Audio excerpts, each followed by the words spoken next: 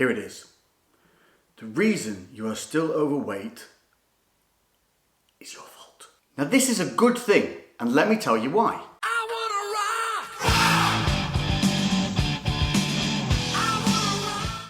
You're already angry, aren't you? You're mad. I can feel it. Listen, I know the title has already got many of the Karens ready with their keyboards of wrath. How dare you, Aqua Bro, tell us how we should be feeling? I'm ready for it. You know what? I put off doing this video for over 3 weeks. Think about how to go about it, what angles to take, how to please people. But you know what? You know what's missing from today's society? Some tough love. So you're gonna get it. Now look, this video is not a bashing video. If you can stick with me through this video, if you can just pull back, pull the angry pen down, step away from the mouse. If you can hang with me through this video just to the end, then maybe, then if you still don't like me, comment section's right there. You know what to do. Go nuts. This video is meant with complete and utter love, but also, you're going to hear some stuff that you don't like. Some home truths, ways of looking at yourself that you're definitely not going to want to do, but you should. But hopefully more than anything, you're going to hear some stuff that you didn't already know, that's going to educate you, that's going to make you go, oh shit. So that's what I did wrong. But like I said, this is not a bashing video. This is something that hopefully is going to help you open your eyes, take some accountability, and get yourselves moving. I don't know that one. Really? Alexa, shush. Hopefully make you see that there's some errors that you've been doing consistently and that you can very easily change them, take some accountability and make some progress. Now I have notes. Many notes. What I want to do is try and cover as much of what I want to get across here in this video without making it too long. If we need a part 2, you want a part 2, and I haven't been hunted down and murdered and eaten, then we will do that. We will go on to a part 2, but I'm going to get covered everything that I can here and try and keep this video in as much of a palatable manner as possible. Cool. So we're going to start with tough love. Right. Bear with me. Here it is. The reason you are still overweight is your fault. Don't kill me. Just the messenger. Just the messenger. Now this is a good thing, and let me tell you why.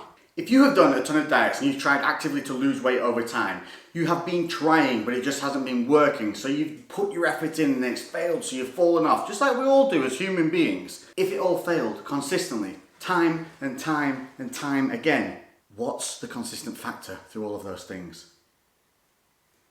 Now the reason that it's your fault though is probably because you're just not educated in the areas you need to be that are going to help you be successful and see through the bullshit and follow what works. And therein lies half of the problem, is the fact that there are people that will take advantage of other people who don't know what they're doing and trust in the person that they're getting this information from, that it's factual and that it's not for the purpose of them making money. Those people want you to fail, they want you to have to come back, they want you to keep buying product after product, diet after diet, plan after plan, protein bar after protein bar, tea after tea after tea. I'm going to help you avoid that very easily.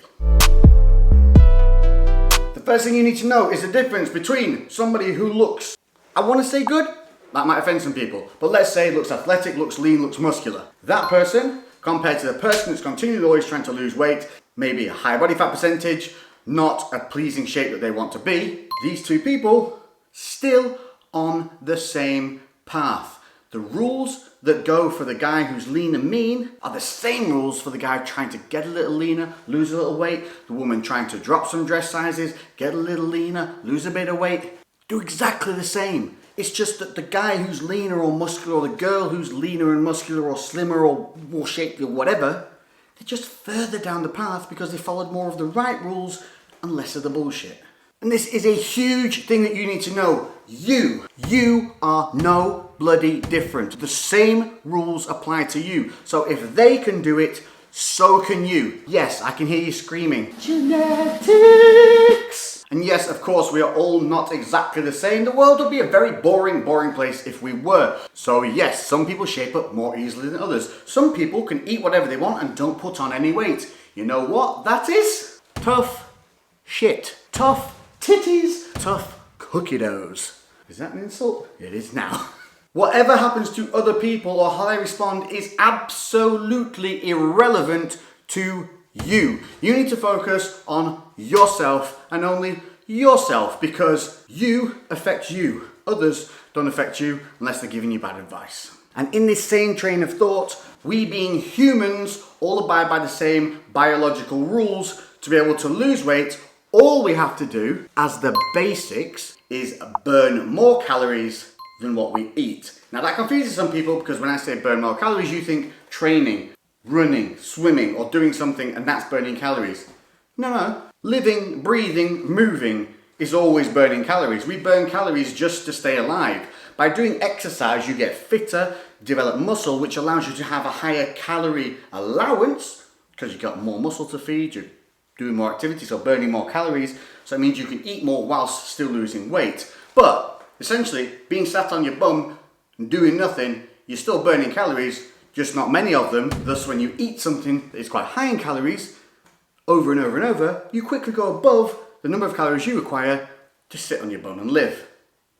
Make a bit of sense? What this means is the number one fundamental thing that you need to be doing is monitoring what you're eating in terms of at least calories you're taking in. This also means not lying and pretending you haven't eaten stuff when you really have. You are fooling nobody, tricking nobody. Biology doesn't give a shit, and it will keep on making you put on weight no matter how many times you lie about not eating the food you ate. So your number one step is to take control of what you're eating. You must do this. If you do not, you will never, and I mean this, never achieve your goal. Yes, you can go on some stupid diet and undereat and starve yourself to weight loss, but you're not burning fat, you're burning muscle and everything you want to keep. Consistently doing these errors over and over again lead to more and more and more weight gain and less success and more self-loathing, which leads to more eating, which leads to more failure, which leads to more eating. Do you see where this goes? So what's the best way to monitor calories? It's a simple thing of looking on the back of your packets, weighing out the food to monitor what you're eating on a day-to-day. Note it down and log it. I would suggest using an app called MyFitnessPal. It has the biggest and largest database. You are able to barcode scan foods and log them. And you can just pay attention to calories to start with. It has a whole other load of stuff in there, which we can cover later, called macros, which are proteins, carbs, and fats. But alongside this, you do need to know roughly what your calorie requirements are for each day and the activities you're doing. Now, unfortunately, like everything we do in the world, for it to be successful, you actually have to invest a little bit into yourself. That will mean spending a little money or making a little bit of effort. Nothing ever comes to you for free and without effort. Stop wishing and hoping and start doing. Luckily, we live in a day and age of technology, and even your phone can now monitor how many steps you take during the day if you keep it on you, and it will give you a rough idea of how much calories you're burning, how many steps you're doing in a day. And all we really need is a rough idea to give us a ballpark in which to start with. If you want to go a little bit further, you can get a smartwatch, which will stay strapped on you all the time, monitor your heart, monitor your steps, and they'll give you an overall daily calorific output. For calorie control, what we want to do is take a 7-day monitor and then get an average of those 7 days. Then we do the same, monitoring our food for 7 days, and we get the average, and we see from there how much above our maintenance, which is the 7-day average that you found out, we are. And all you need to do is start bringing yourself down to that maintenance. Now, that will, if you are well overweight and well over your calories, start to show you some progressive weight loss. If, however, you start putting in more activity alongside this, you will see an increase in that weight loss, but you will also see an increase in your calories that you're burning each day, which means you will start to bring the two together to meet somewhere in the middle. So rather than having to cut all your food down to meet the maintenance, you can start becoming more active and meet it halfway. And then we get a nice little balance. And balance is key because it keeps us happy. If you are still doubting the fact that you think it's the food that's making you fat and you just need to maybe go on a treadmill and do a little bit of walking 20 minutes a day and it'll solve everything, Just go and find your favourite chocolate bar or burger or something that's a high impact food, and by that I mean something that provides a lot of calories but really isn't that big, which is most things that people have either a sweet tooth for or a savoury tooth for and come fast food wise or in a packet. Look on the back of it, see how many calories are in that one serving, then go burn that on a treadmill or a pedal bike or going out walking, monitoring it on a smartwatch or your phone. Then you'll start to get a real world feeling, knowledge, sensation of the activity that is required to simply burn off that one single intake. It's often quite eye-opening. So quick recap as to where we're at. Taking accountability, finding out how many calories we're actually burning a day versus how many calories we're eating a day. Doing that by taking 7-day averages of the food we eat day to day and the movements and exercise we're doing day to day. Understanding that calories are our main concern and control, and that it really is a simple rule of calories in versus calories out. There needs to be less going in than there are going out. Understanding that it's going to take some effort and time on your own behalf and consistency, because time and consistency are the two biggest things that will help you change the way you look for life and change the way you live. Nothing only takes 8 weeks and lasts forever. Please remember that. Which leads me smoothly into the next section, which is going to be diet excuses and actual bad diets to be doing.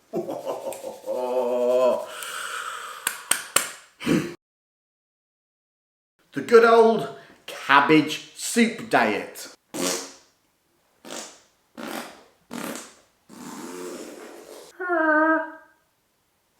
Yeah, if you fancy being miserable and gassy for a short period of time to try and lose a lot of muscle weight and water weight and sanity, then the cabbage soup diet is fantastic. Well, any diet like this, alongside the same things like smoothie diets and all that kind of crap, anything that stops you eating normal foods, heaven knows how this thing became popular ever. It is the dumbest thing you could be doing. It is nutritionally devoid, it is awful, and it doesn't work. Are basically putting you into a starvation mode. So, you see a weight loss on the scale, but what's actually happening is your body is shutting down and it's starting to burn muscle and store fat. The reason it's doing this is because your body has no consciousness. It doesn't understand that there's a fridge there. Our brain and our eyes, we know this, but the body just works on what's coming in and what's going out. And because bugger all's coming in and the normal stuff's going out, it's trying to stop you dying. And guess what? To do this, what it does is it starts burning the easiest thing that you don't need a lot of to live, muscle, which is the one thing we want to keep. Guess what it stores because it's a really high impact source of energy? Fat! Yeah! Woohoo! So you're burning muscle and keeping hold of fat. Woo! What a great way to diet.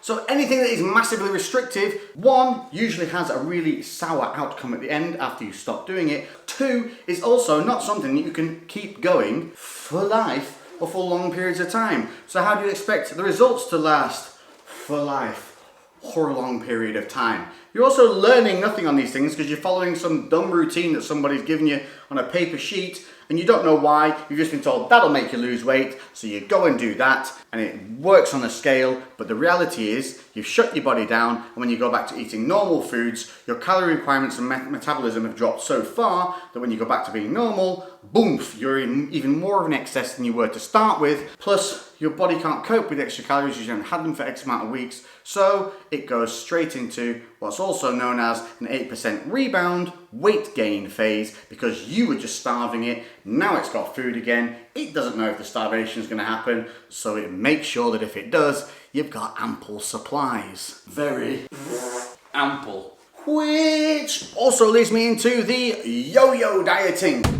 Basically what we just said and what we just talked about. It is where you do a crazy diet, you come back, you gain more, so you do another silly diet, but again you slam your metabolism down again and damage it even further, so when you go back to eating normally again you gain even more weight, you've done another 8% rebound, and then another 8% rebound, and what happens is, eventually, you start teetering up and up and up and up in weight because you're consistently rebounding from a starvation state and your body doesn't like it. and your body is smarter than you are. You can't trick it. So it's going to keep consistently doing the same thing. If you keep consistently doing the same dumb diets.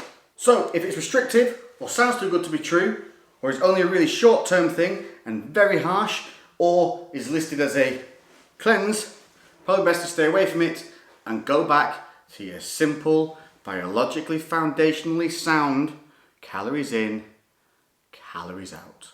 What about keto? Yeah, paleo diet and just meat stuff. Yeah, alright, here there are some diets out there that will generate results like ketogenic diets, like some restrictive diets, but the reason these work is because they are basically, again, limiting you going out and gorging on things. You start paying more attention to the food you're eating, you start paying more attention to the food you're buying, you're not buying the same crap that you could just snack on as normal. So they tend to work because you are now paying attention to what you eat and when you eat it, more than the fact that the diet is better than just doing a standard food-based calories in, calories out. Should you try them? By all means give it a go, but always remember, if you cannot do it for a long term or a lifetime, it's probably not worth it. Plus, keto is very hard to maintain. Staying in ketosis actually means blood work monitoring, making sure that you're still in a ketogenic state throughout the diet. It also means that you can't just go on a whim and have a pizza at the weekend, because getting in and out of ketosis is not an hourly thing, and you can break out of that way faster, way easier. So every time you do, you end up losing 2 or 3 days, and then you just end up kind of treading. You end up just treading water. And again, if you're not committed, you're just going to drown. Again, it comes back to, if you want to do something, research it, educate yourself, and invest in what you need to be successful at doing it. We've already discussed the yo-yo dieting, which is a bad habit of jumping diets or trying daft diets. But bad dieting habits, I think, are more in tune with emotional eating.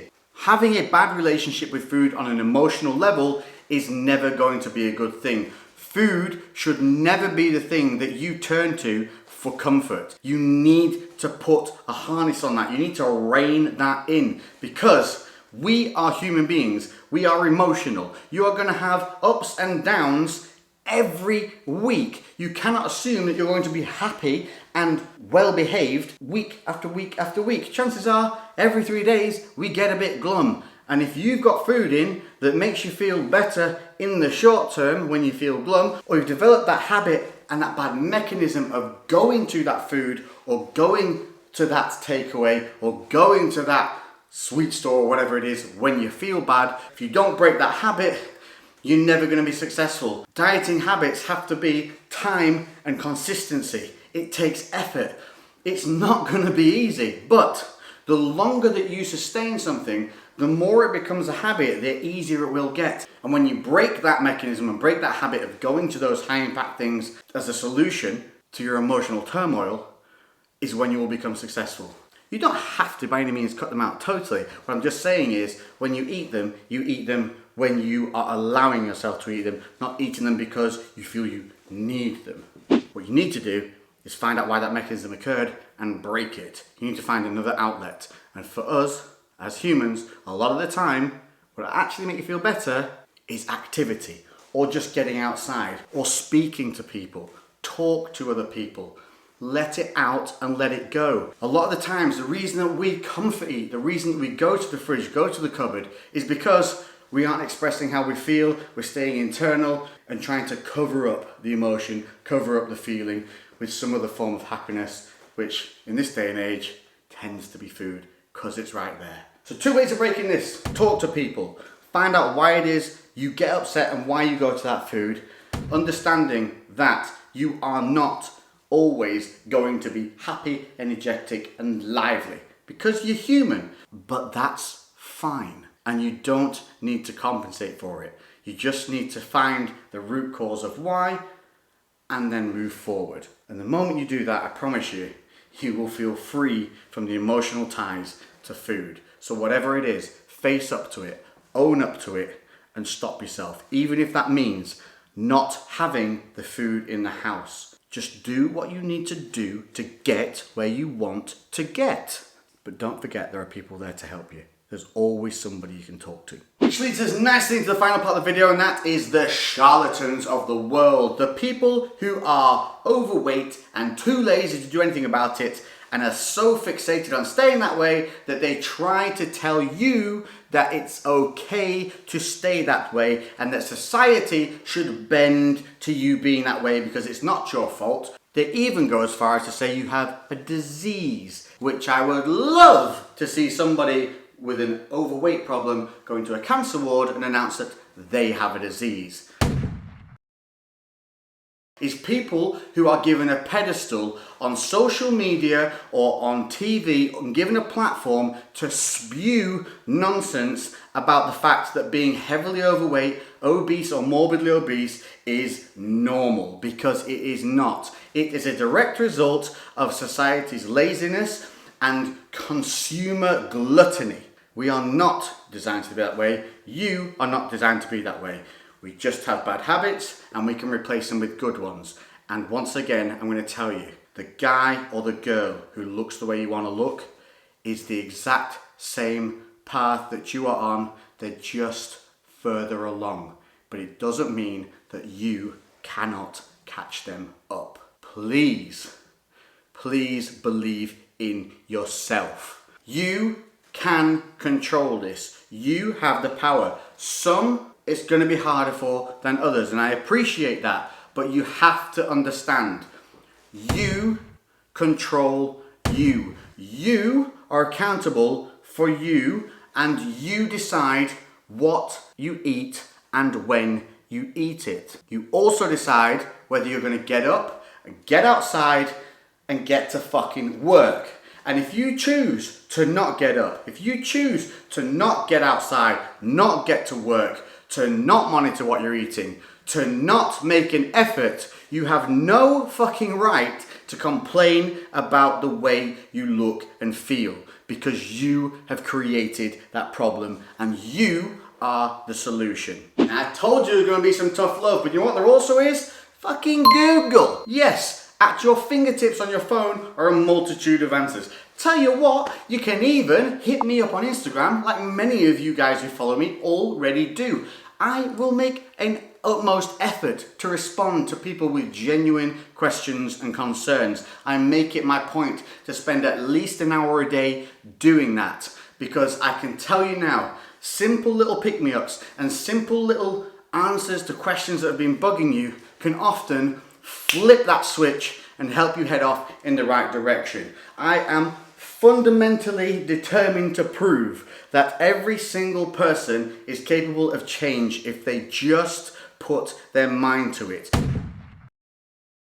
Anybody who is around you that doubts you, anybody that pisses on the flames of your fire rather than stokes them, get them out of your life. Your environment and the people around you are huge in how you are as a person. Those people have a direct effect on you. So make sure the people around you are worth being around. And you know what?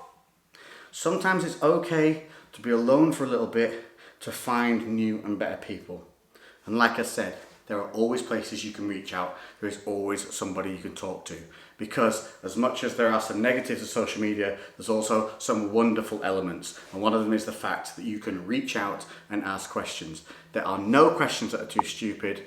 Please don't be afraid to ask.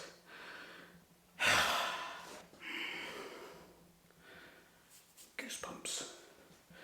Because I honestly believe that if you just take that on board, it will make a change.